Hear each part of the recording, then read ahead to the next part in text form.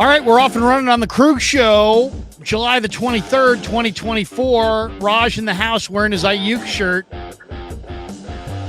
We're brought to you by Pig and a Pickle, the best barbecue in all of Northern California. Check them out. They're in Emeryville. They're in Corte Madera. They're open 7 days a week. Check them out. Pig and a Pickle. Get the brisket chili. Go say hi to Damon. Go say hi to Mary. Tell them that Larry Krueger sent you. And we're also brought to you by our good friends at Underdog Fantasy. Check the link in the description. Use the promo code Krug, and they will match you up to $100. And also, let's thank Sharp Corner Sports Cards and Collectibles, 205 Cypress Avenue in Pacific Grove, California, on the Monterey Peninsula. Call my friend Anthony Catania at 831-521-5264 for all your sports cards and sports collectible needs. Sharp Corners there in Pacific Grove. Raj, how are you, man? You got the Aiyuk jersey going. Camp first practice starts tomorrow. We were down there today. Lynch spoke. Shanahan spoke. Stuff's getting real. And guess who was in town? Brandon Aiyuk. Ooh, yeah. Never sweated it a minute this offseason. I'm hyped up. We ready. Niner football's back. It's back like we never left. I was excited. Like, hyped up. We got a lot to talk about, Larry. I'm hyped up. I'm hyped up too. Tomorrow's the first practice. It's always good to get out there. The sun beats down on you. It's tough. Training camp can be very, very physically tough after a few days. But today we just were in the shade of the Niner Auditorium, and they brought in George Kittle, Nick Bosa. But of course, the headliners today were John Lynch and Kyle Shanahan. And, not surprisingly, a lot of the questions were about Brandon Aiyuk. And what do you expect to see tomorrow? I mean, Aiyuk showed up. There's really two options now. He's not going to hold out. So he's either going to play on the fifth-year option and take care of his business behind the scenes, but keep playing, or he's going to hold in and basically report so that he doesn't get fined, avoid the fines, but never actually step foot on the practice field until the ink's dry on the contract extension. What do you think we're seeing tomorrow? I mean, Shanahan and Lynch, by the way, said they expected him to show up today and that they expected him to practice tomorrow. They did say he's expected to practice. We'll see. Now, whether he practices a lot or if he's on the side field, because I remember when Debo did this, he came, but he was like on the side field, so he didn't really practice. I remember it was a big thing. People were like, "Oh, Debo's there, but he's not practicing." So maybe he'll hold in. And Niners have said, and we've talked about this many times, that they're okay with him playing on the fifth-year option. So they're going to try. If they can't reach a deal, play on his fifth-year option. He has to play. He has no leverage. He has to ball out and show that he's worth it. Like, that was why he came to training camp today. He didn't have any leverage. All the theatrics, all the stuff. He knew, hey, if I don't show up to training camp, I'm going to get fined. So he's just there so he doesn't get fined, in the words of Marshawn Lynch. But honestly, if they say he's going to practice, maybe they had a talk with him and he's going to show that he's a good teammate.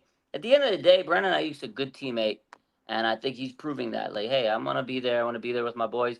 But I don't know if he'll do a lot of work if he wants, he doesn't want to risk injury. So I think they'll respect that. The fact that he showed up is big to me. That to me is, I think, the most respectful thing that he showed up. Because guess what? CeeDee Lamb didn't show up.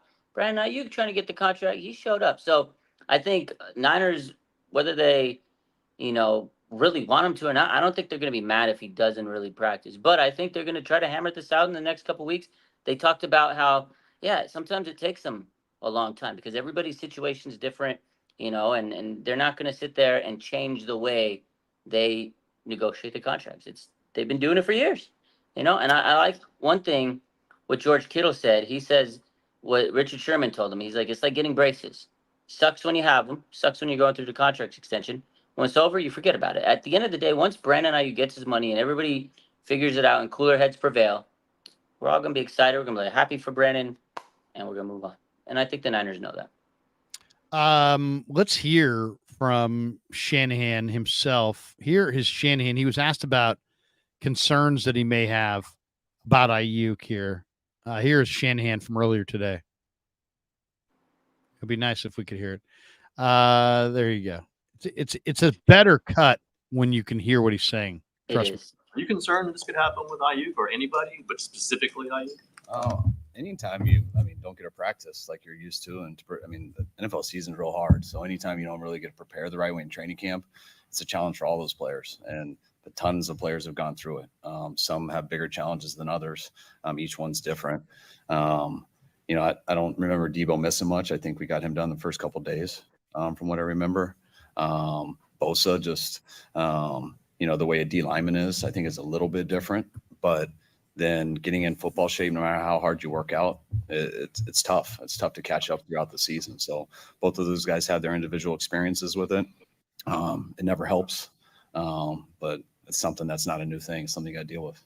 Are you concerned that this could happen? The question was from Tim Kawakami, and the question was, are you concerned that he could hold out, miss some time, and then there's an injury concern or that kind of thing? I mean, how concerned are you that he's going to miss time? And he's like, yeah, anytime you miss time, it's getting ready for an NFL season is not just a slam dunk every time, and you need that practice time no matter how athletic you are. Yeah. I thought that was kind of interesting. This is also what's here one as well from Lynch. Here's John Lynch also today on NBC Sports Bay Area. We will shrink that down. There we go. Here we go. Little John Lynch from earlier today down in Santa Clara. And Lynch was asked about Aiyuk, and he's trying to give as good answers as he can. Any understanding with him that you will continue to negotiate? Is there any to get? We've had great communication.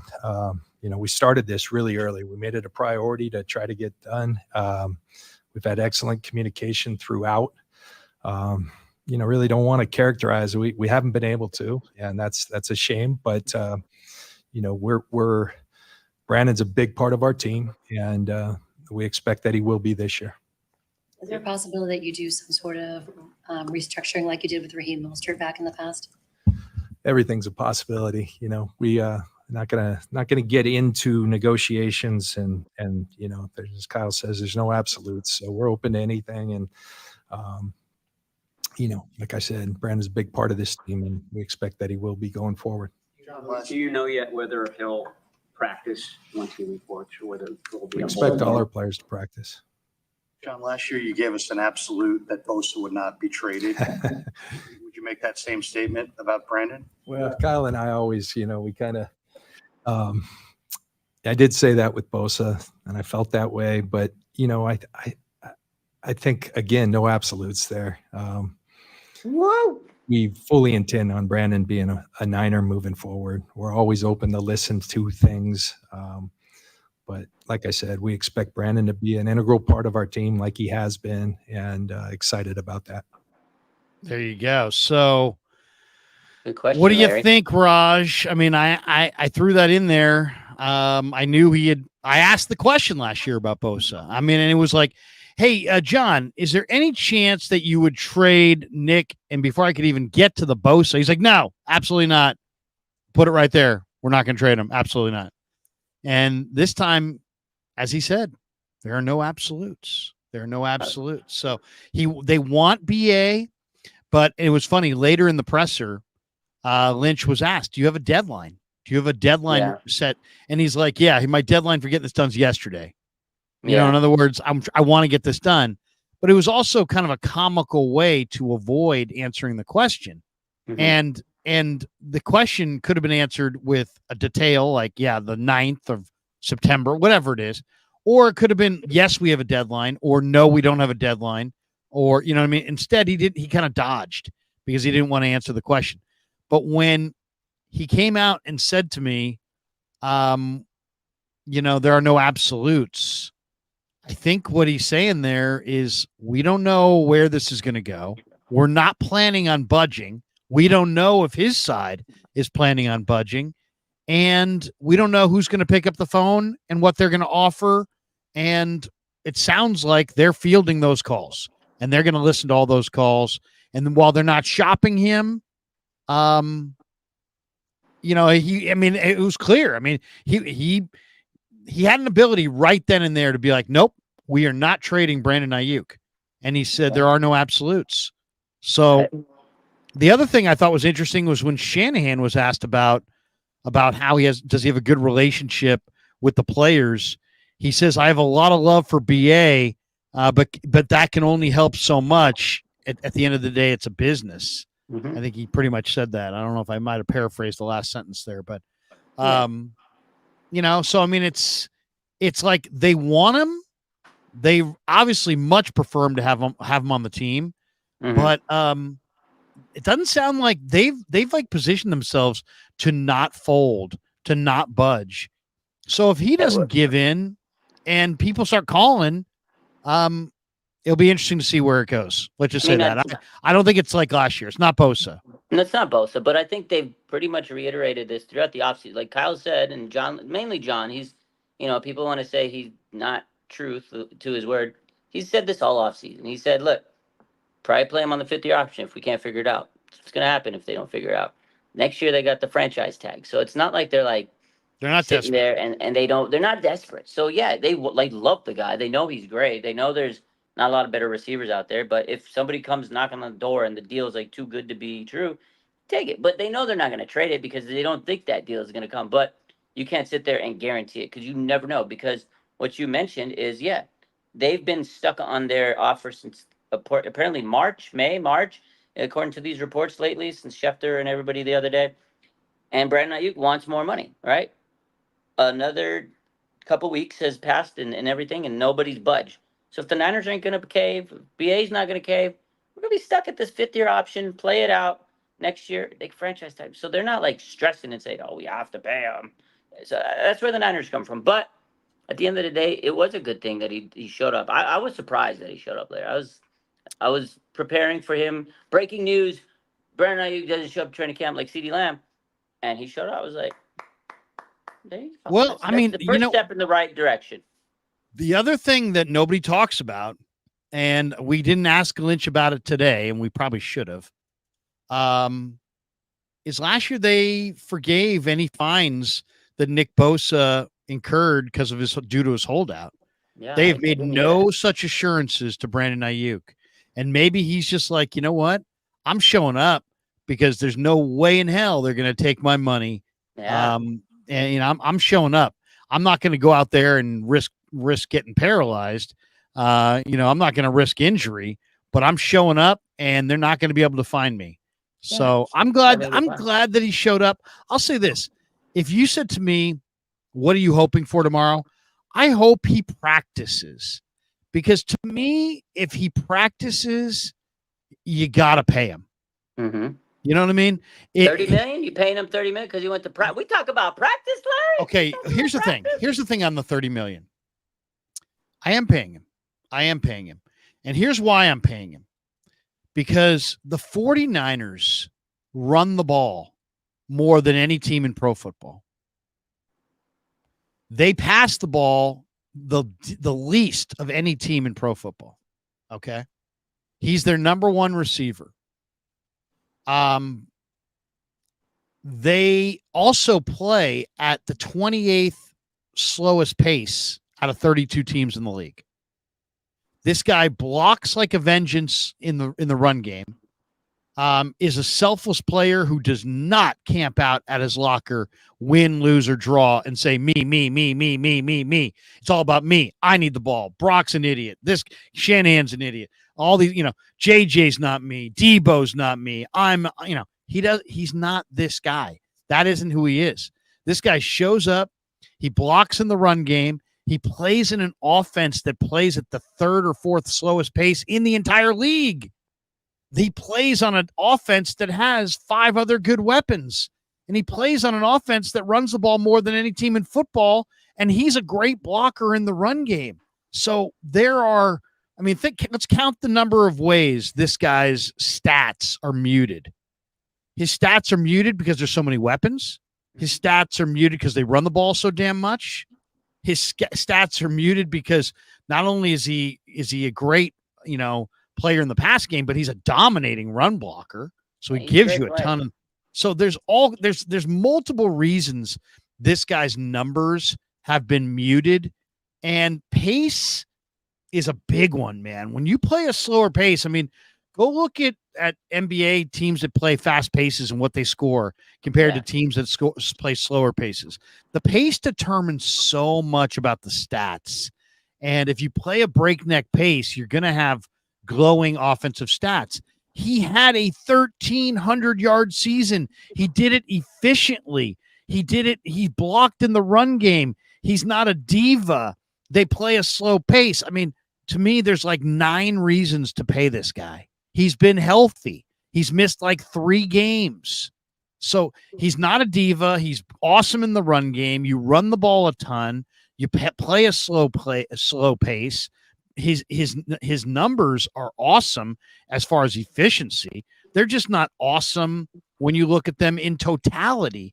But there's so many drags on his stats that have nothing to do with him.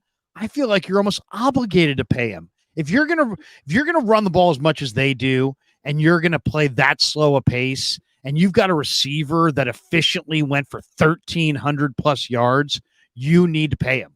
That's how I feel. No, he's absolutely amazing. Like you said, he does so much for this team that goes underrated. And that's Kyle Shanahan needs that out of his receivers. If you're not blocking, you're not getting the rock, right? No block, no rock. We know that. We know he creates separation with his routes.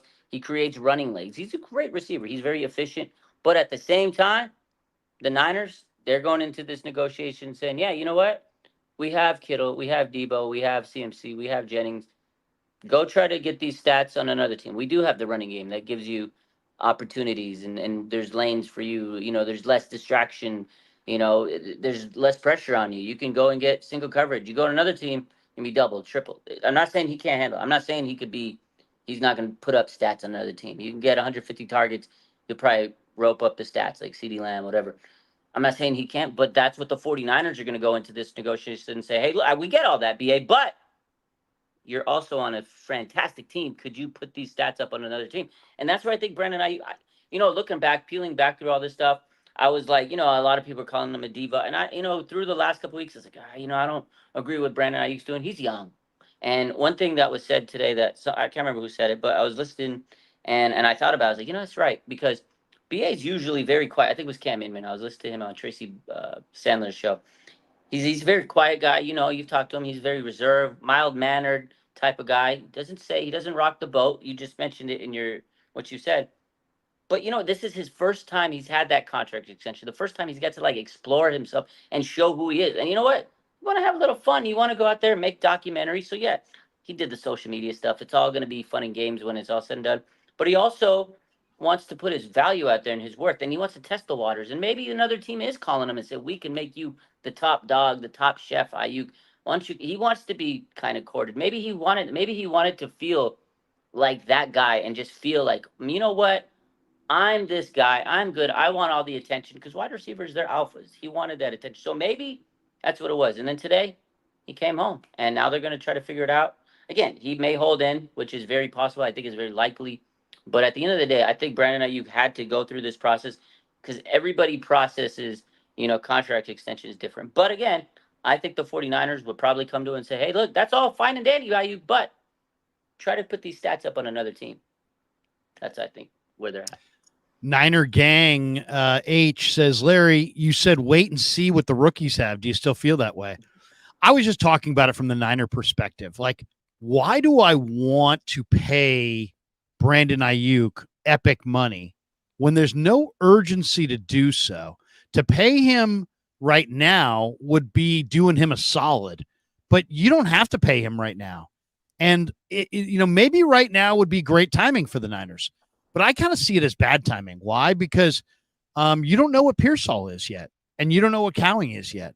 In 2 months, we might know that Cowing and Pearsall cannot be depended on. And in that case, you got to have Brandon Aiyuk.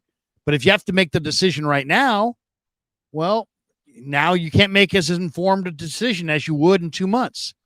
Or you may find out in 2 months that Cowing and Pearsall are bad A, that these guys are monsters, and you don't need Brandon Aiyuk. And you'd be stupid paying your quarterback that much money to then go pay a receiver this much money when you run the ball as much as the Niners do, and Cowing and Pearsall were so good, as rookies.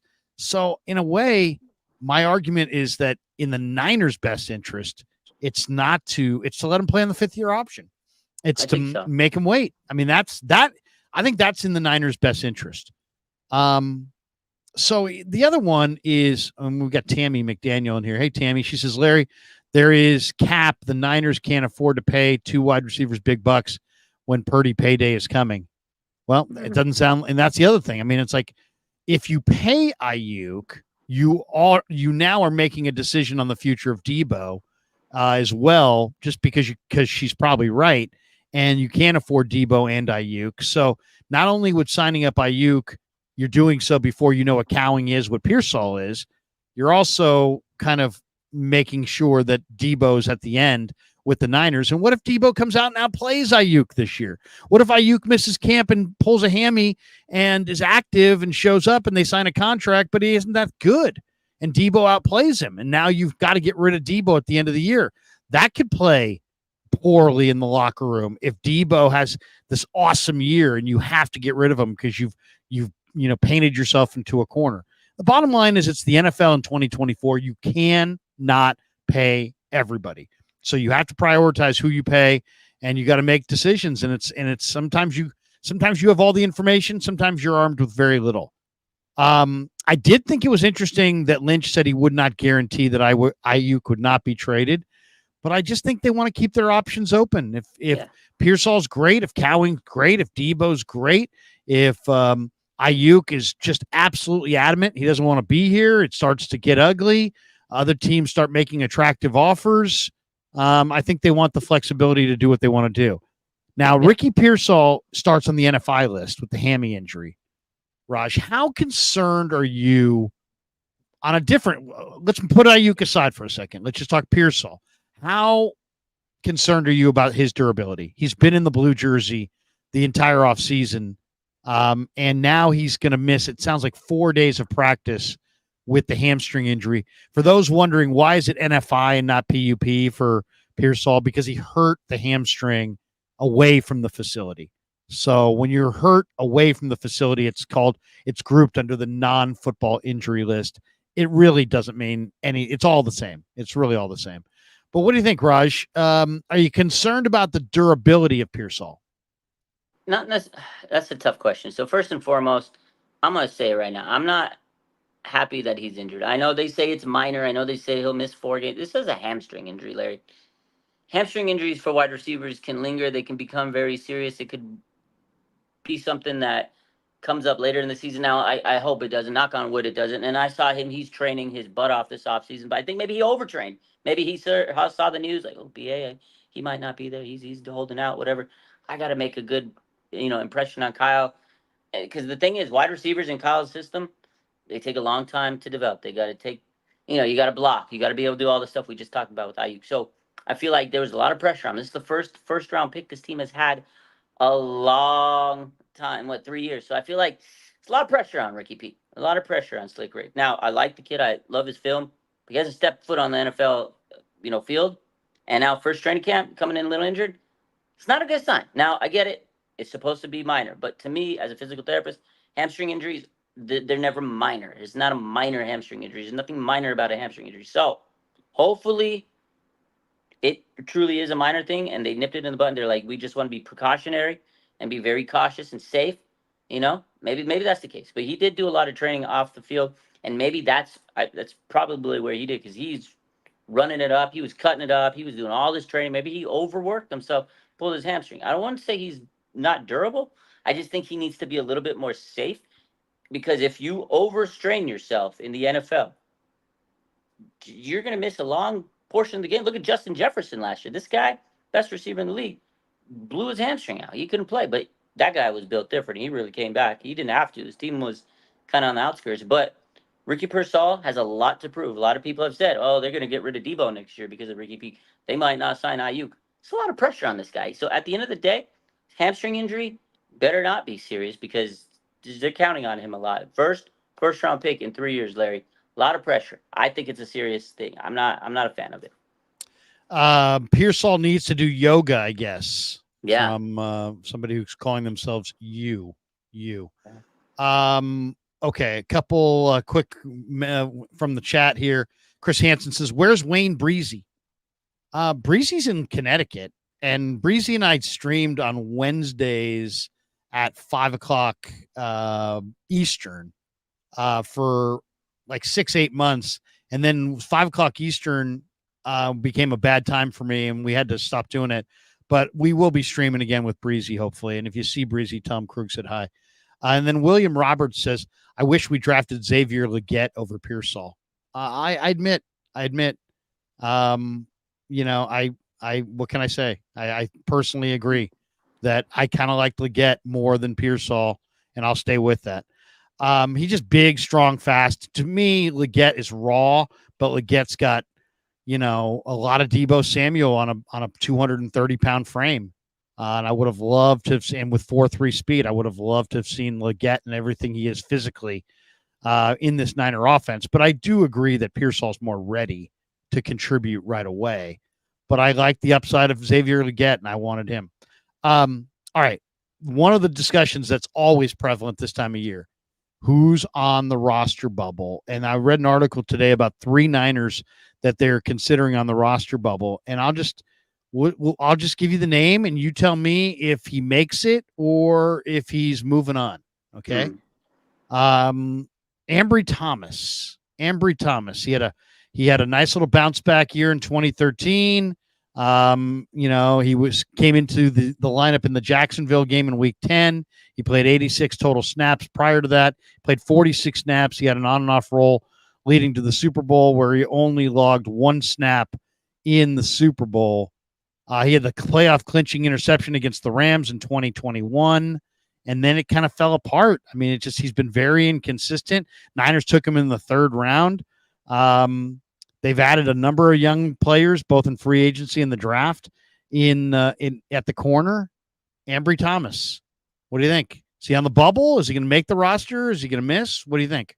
He's cooked. He's going to be done, Larry. He's going to be out. They're going to cut him. Listen to the thing. The Niners have a lot of depth at cornerback. They added a lot of corners, you said, in the draft, free agency. I mean, they got so many corners now. Darrell Luter from last year, who didn't even get a chance to play. So I feel like the word you used is so perfect on Ambry Thomas. Very inconsistent. The man, some days he shows flashes, right? Some days you're like, oh, maybe I keep him.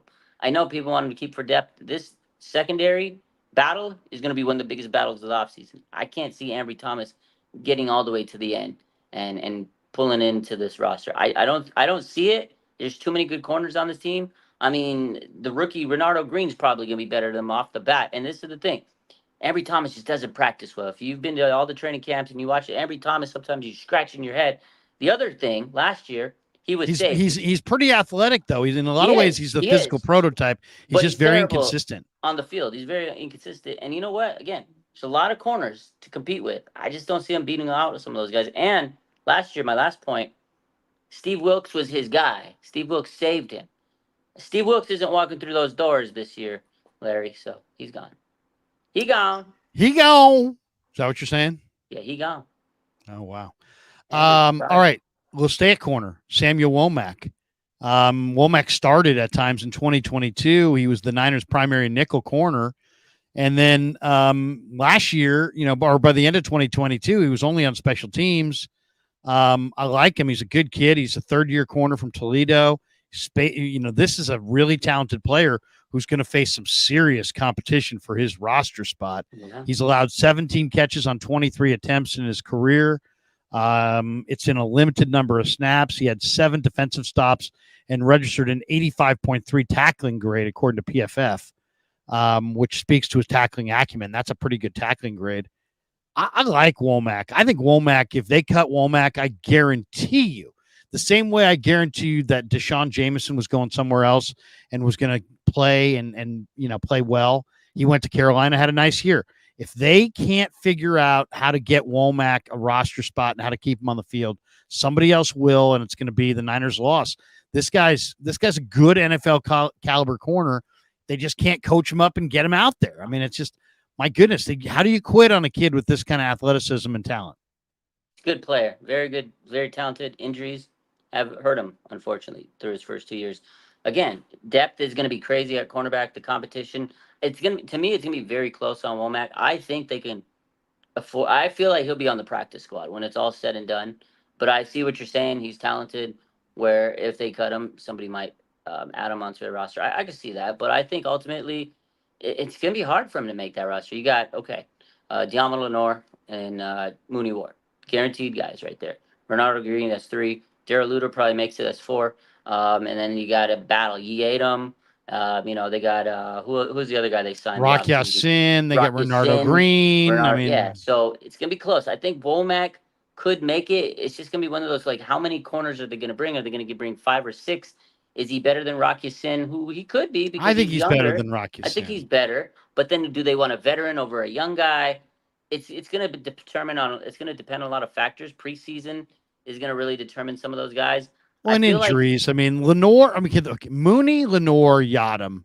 I think those are probably your top 3 guys right now. Probably. And But then Renardo Green. then and Darrell you've got, Luter.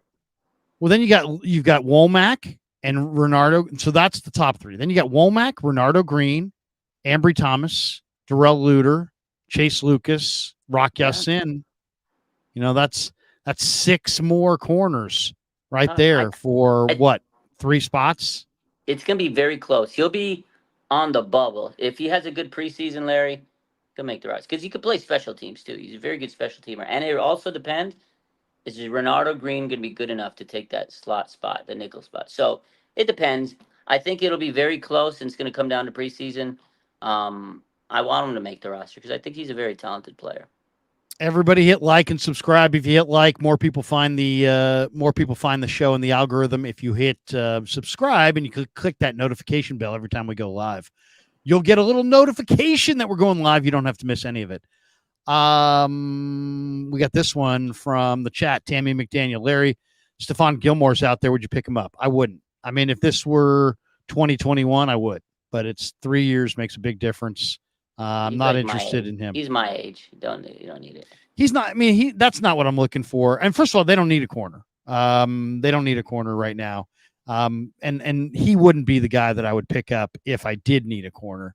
But I think they're good. I think they're good. Kenny here says, bro, Yadam is very good. Yeah. They also said 49er Media says they also have Chase Lucas. Yeah. So that's also a good point. So no, I think they're in a good spot. All right, third guy, Cam Latu. He redshirted last year. He was awful in camp. Yet the Niners have the tight end 2 position. It's wide open. There's Braden Willis. There's Mason Pline. There's obviously the guy they just signed from Arizona, who's a pretty good player, veteran player in Logan Thomas. You also have Jake Tongues, Eric Saubert. So, I mean, that's the mix. Goodbye, Warner. He's gone. Goodbye, Dwelly. I think this is going to be George Kittle, Braden Willis, and Mason Pline. I think the rest of these guys are going to get cut. But what do you think? Latu definitely is more athletic than a lot of tight ends in the NFL. I mean, you're talking about 6'4", 250, moves well, former linebacker. There's a lot to like about Latu when you just study the physical skill set. Then you watched him last summer, Raj, and he was a train wreck. What do you think? Is Latu going to bounce back? And we've seen guys have bad camps, and they just, speed was too fast. They get a chance to catch their breath, and it's a totally different deal. What do you think? He gone. He's gonna get cut. This is a He guy. gone. No, Raj, you're in a real unique mood tonight. You're running not. guys What do you out want of me here to left do? and right. You want me to put the rose-colored glasses, my faithful goggles, the faithful? No, I want you to be real. If this is how you feel, damn it! If this is how you feel, this is how you I'm feel. gonna tell you. You think I'm gonna sit here and say, oh, Cameron Latu's gonna turn it around. He's gonna get mentally over the hump. No, he couldn't even show up to minicamp. Kyle was pissed. He says he needs to show up and practice. He couldn't even make minicamp. This guy can't catch a cold. They signed old tight ends because this draft pick they had last year, 3rd round pick, by the way, isn't living up to. I know he's athletic, but don't mean nothing if you can't catch anything. Larry, he's getting cooked out of this roster. He's athletic. Go to LA. Go to LA workout. Go to LA workout and do curls if you're that athletic. We're not talking about Planet Fit. He might make the practice squad because he needs practice. That's what that guy's going to be the king of crunch. He may not make the Niners, but he's going to dominate at crunch. You know what Kyle wants him to practice? The perfect place for him is the practice squad. That's it. That he's gone to practice squad. That's it. I think the competition's too severe. I think he's not going to make it. Cook. Here's one that's kind of interesting. Kyle Shanahan revealed in the TK podcast with Tim Kawakami that he offered Bill Belichick his defensive coordinator position, which I was talking a lot about last year. Offer it to Bellichick. Offer it to Belichick. Oh, my God. No. He did offer it to Belichick. Belichick politely declined because he wants to help his kid. But, Raj, I really think Belichick made a mistake, to be honest, because what is Bill Belichick? You don't get another job because people have warm feelings about you. You get another job when you prove that you're worthy of doing it. And I just think Bill Belichick, who in New England with that horrendous offense last year, still found a way to have a defense that was higher rated than the Niner defense with all the studs the Niners had: Greenlaw, Warner, Bosa, Hargrave, Mooney, Lenore. New England had the better D. New England had a better D than the Niners last year. So I think Bill Belichick made a mistake. I think he should have absolutely came here as the defensive coordinator, won a ring or two, and gotten one more big swing at a great NFL job. Instead, was he on Bleacher Report or something like that? And he's going to do some TV thing, and it's going to be uncomfortable. And do you think next year people are going to want, they're going to want him more at 74 than they want him at 73? Come on, he's kidding himself. He should have taken Kyle Shanahan up on Kyle's offer to come to San Francisco to be the DC. It would have worked amazingly. And unfortunately, he turned him down. But I feel somewhat vindicated that I suggested, you know what, Shanahan needs to offer him that job. And sure enough, Shanahan offered him the job. He didn't take it like I predicted he would, so I'm wrong. But at least I'm thinking along the same lines as Kyle. I'm glad that he offered it, because a lot of people are, he would never offer out. Because I remember when those rumors were coming out, people were like, he wouldn't do it. Bill He Belichick, would never he doesn't want Belichick looking over his shoulder. He got an ego. Kyle Shanahan wants a win is what he wants. To win. They said, he's got too big of an ego to offer Billy the job. You know what? He actually, not just the DC job, Larry, he offered him basically whatever he wanted to coach, whatever you wanted. Name your coaching position. You can do it. Kind of like how he gave Staley kind of like an open-ended yearly assistant to the assistant to the DC. Kind of like it's like an open-ended position, but he was going to give Belly an open-ended position and also the DC. I think a couple factors. Maybe Belly really just wants to take a break. He's coaching since the Stone Age. He's been coaching for years. You guys like 150 years old. He's been coaching forever. Respect to the legend. Maybe he just needed a break. Maybe he wanted to be on TV. Maybe he just needed a break. Maybe he didn't want to be a DC. Maybe he wanted to have more power as a coach. Maybe he wanted decision making, and they weren't going to give him that. So I feel like maybe he feels like Shanahan's offense wasn't going to get it done. I mean, I don't know. The Niners haven't, the Niners haven't necessarily lit it up as far as offensively in some of these big games. Maybe Belichick's looking at the situation, going, you know what? I'm going to get the job done on defense, and this guy's not getting the job done on offense. I just don't think he wanted to be a DC. I don't know. Maybe he didn't want to be be head a DC. coach. I think he wanted like a coach, like a head coach job. Maybe that wasn't his vibe, and he's like, I don't want to be a DC. But it's like once you've had a Harley, it's hard to ride on the back of somebody else's motorcycle. Yeah, you got a Benz or a Beamer or a Mercedes. You don't want to be. Once you've had the Harley, once you've had the Hog, it's hard to, strap yourself around somebody and be like, hey, out. I'm just there. I'm just riding on the back. They said he's burned out. I can see it because I've burned out from my job. So I got I told you I got a remote job, so I don't have to be working with patients all day. I was a little burned out. So maybe that's the case. Trying a little different, in the sports realm. He wants to try something else. And also, I'm going to tell you that Bill Belichick's, he's living his best life. Larry, have you heard his new girlfriend? I saw him escaping her house the other night with no shirt on. She's 25 years old. He's what, 7? Bro is, I'm not going to say nothing, but Billy is living it up, man. Maybe as long as she's an adult and everything's legal, everything's good, Yeah. Whatever. Yeah. Maybe she's, who knows? Who knows? To each their own. I'm not going to judge. But I do feel somewhat vindicated that Shanahan did try to get Bellichick. All right, Warren Sharp had this out this week. Completion percentage on passes of 20-plus yards. Did you see this? Brock Purdy, number 1 in the NFL at 55%. To put that in perspective, Joe Burrow was at 29%. Patrick Mahomes was at 28%. The worst in football was Mac Jones at 8%, which is horrible. Bryce Young, who had a disaster year for Carolina, the rookie, 22%. Brock Purdy, number 1 in the NFL, 55%, 5 percentage points higher than Tua, who was second. CJ Stroud and Prescott tied for third. But, I mean, right there, I mean, completion percentage on passes of 20-plus yards. That means this guy takes shots down the field and completes these balls. And he's doing it better than anybody else in pro football. And people were calling this guy dink and dunk. I mean, somebody owes this guy a major apology. No? A lot of people do, Larry. A People want to hate lot on of him. people owe this guy an apology. The agenda is still the same. People want to say he's this, that, he's not good. He's had all these. It's the same story every year. You know what? Last year, and he did that last year, coming off an off season where he was rehabbing his elbow. And this year, first full season, QB1, no issues. He's gonna be a dangerous man, Larry. He's gonna be a dangerous man.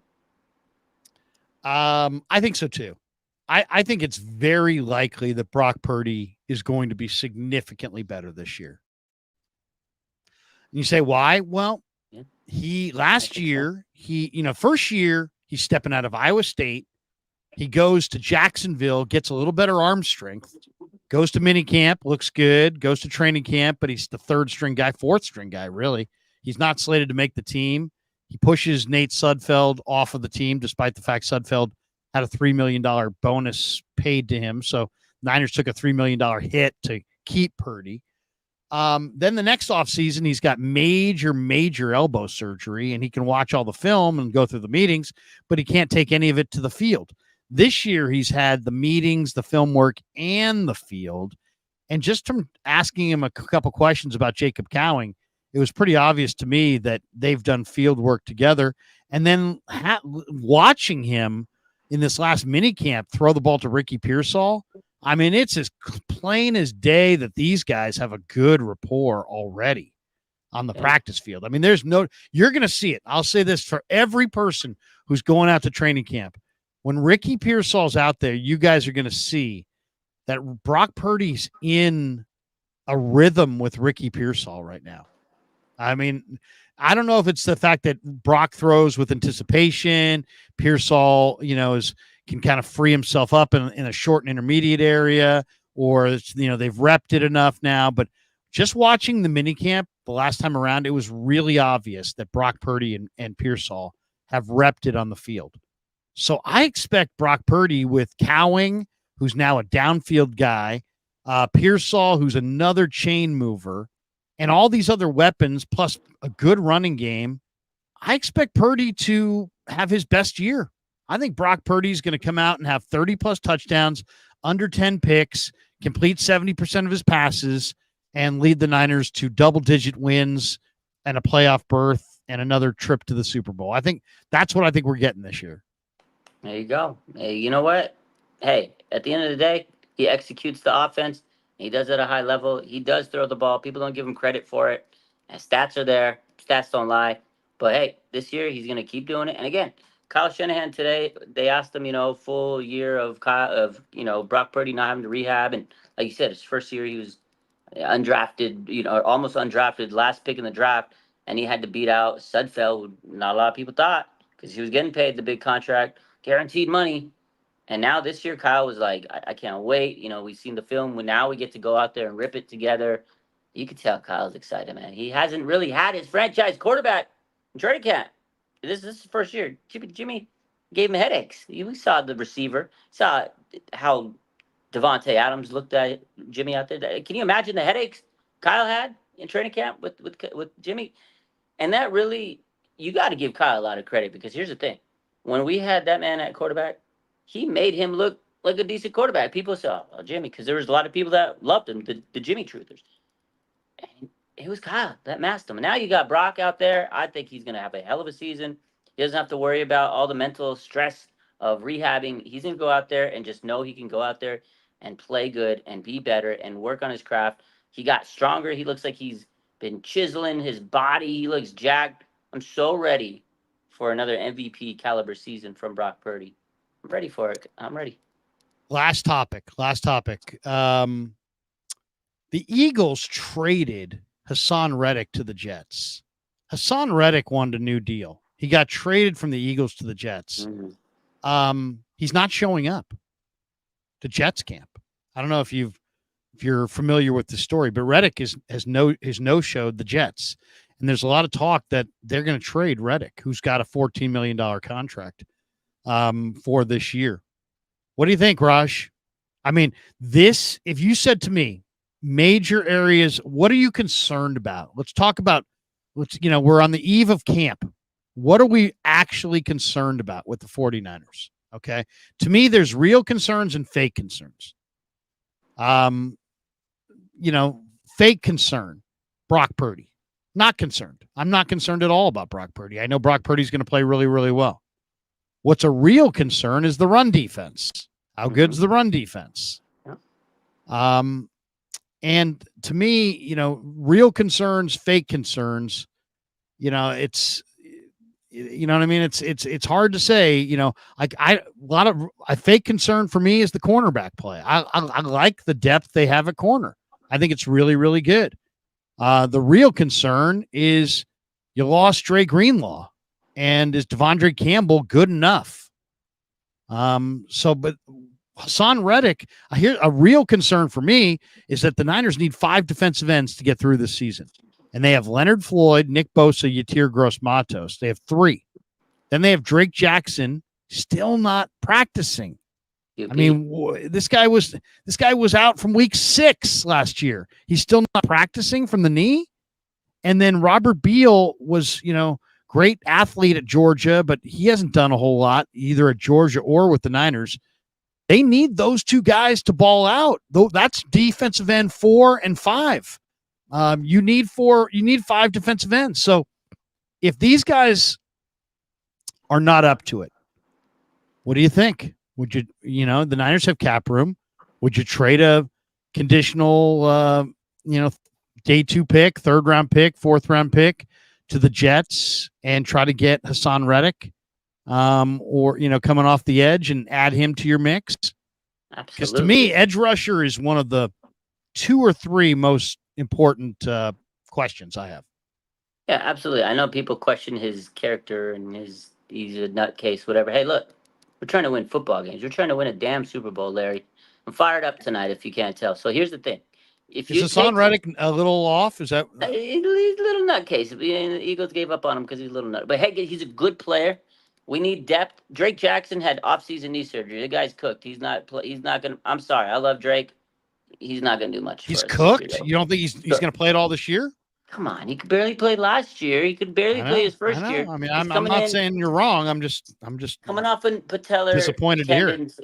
It's a bad knee surgery. If he comes in, I'm not expecting to do much. They got Leonard Floyd, who's great. You got Nick Bosa, who's fantastic. Those are your edge rushers. After that, we talked about all offseason. D-line, depth, they need it. They get Hassan Reddick. You got Floyd, Bosa, Hassan Reddick. That's dangerous to me. I mean, the middle of the line, I know you keep saying it. They're not looking good, this and that. I think they really improved on the middle of the interior of the D-line. Look. I'm hoping. Arik Armstead's out there in Jacksonville on the PUP list. Knee surgery. The 49ers were so smart in getting rid of him and asking him for the pay cut. First, they wanted to keep him. He didn't want to take a pay cut. He went on his podcast and cried about it. But he had knee surgery, chronic feet injuries, plantar fasciitis, and guess what? They got 3 guys for the price of one. You got Yatir Gross-Matos, Jordan Elliott, Malik Collins. I think that's going to be a step up. They needed depth, which we talked about. Hats off to the 49ers. I think that's great, but they still need edge depth. Hassan Reddick would be, if you can get him for a conditional draft pick, Larry, do it. Do it. I don't think it's going to happen, though. Great. One last tweet here. I got to share the screen on this one. This one's phenomenal. I become a big Warren Sharp fan. Yeah, he's good. He's good. He's really good. He puts out a lot of good stuff on Twitter. Here's Warren Sharp right here. He says people love to hate Kyle Shanahan. In reality, almost all fan bases would trade their head coach in a heartbeat for Kyle Shanahan. 54-29, 651 win percentage, number 5 best in the NFL since 2019, 4 conference championship appearances in the last 5 years, while coaching quarterbacks of Jimmy G, Nick Mullins, Trey Lance, C.J. Beathard, and Brock Purdy. He's one of the best offensive minds, and he has an incredible coaching tree. And this attempt, though unsuccessful, was well worth the risk, in my opinion. Not sure people remember how similar it was with Andy Reid. People love to hate on Andy before he finally won a Super Bowl, and the hate finally evaporated. Same hopefully will happen one day for Kyle, and people will realize how dumb it was to waste years hating on one of the best offensive minds the NFL has to offer. I saw an interview done the other day between somebody, it was a Football Insider, I forget who it was, who said that Shanahan's offense is still the most copied offense in all of pro football. Yeah. And that he is really the tone-setting, trend-setting offensive mind in the game today. It is amazing to me, though, how it's become a borderline cottage industry to yell, the emperor has no clothes, and Kyle Shanahan will be the reason they never win. And I mean, it's amazing for a guy. It's such a strong contrast, Raj, because I go into the locker room, I talk to the players, and the players have such belief and such confidence in this coach, and it's so genuine. And then you talk to the coaches, and they have this unbelievable belief. You talk to some of the real educated media people, guys who used to play in this league. They're like, total respect for Shanahan. Then you get into one of these live streams on social media, on YouTube, and it just becomes this bastion of Kyle can't do it. Kyle. I just think that 49er fans are putting way, way too much hate on Kyle Shanahan. Have they gotten it done? No. And is getting it done the final frontier? Absolutely. And is this an organization that celebrates, conference championships? Fuck no. This is a Super Bowl or bust organization. I understand having high standards, but when somebody, it's like I tell my kids, I want you to give me everything you got as a student. Okay, when you got a kid and your kid's got a 4.0, do you jump up and down because there was a kid at their school that got a 4.5? Or do you say, damn, man, that was pretty freaking good, 4.0? Well, obviously you didn't have the best GPA in the entire class, but man, 4.0, sure am proud of you. Sure am proud of what you're doing.